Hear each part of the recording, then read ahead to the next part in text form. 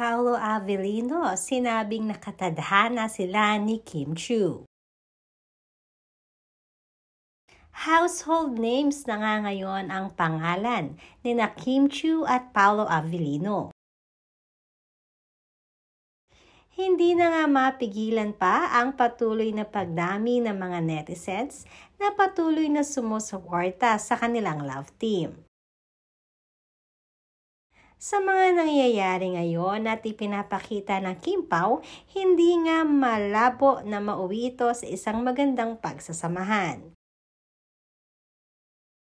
Kaya naman ang mga taong patuloy na humahanga at sumusubaybay sa kanila ay hindi na rin maialis na mapansin na mukhang itinadhana nga sina Kim Chiu at Paolo Avellino. Matagal na panahon na nga ang hinintay ng dalawa upang ma-manifest ni Paolo ang matagal na niyang wish noon na makasama ang isang Kim Chiu sa kanyang mga projects.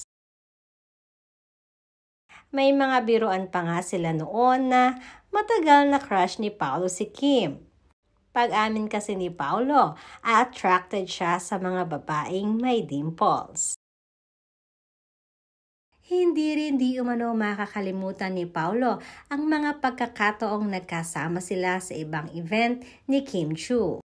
Katulad na lamang ng Christmas party noong 2016 kung saan ay nagduet pa silang kumanta.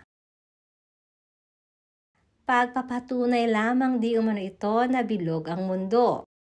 Dahil sa pagkakataong naghiwalay sina Kim Chiu at si Yan Lim ay saka naman na pagbigyan ng pagkakataon na magkasama silang dalawa ni Kim.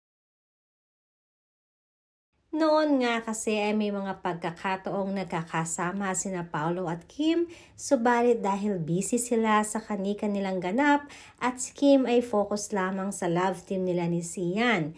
Kaya naman ngayon lamang di umano muli na pagtanto ni Kim at napaisip naman si Paolo na oo nga mukhang destiny nga ang dalawa.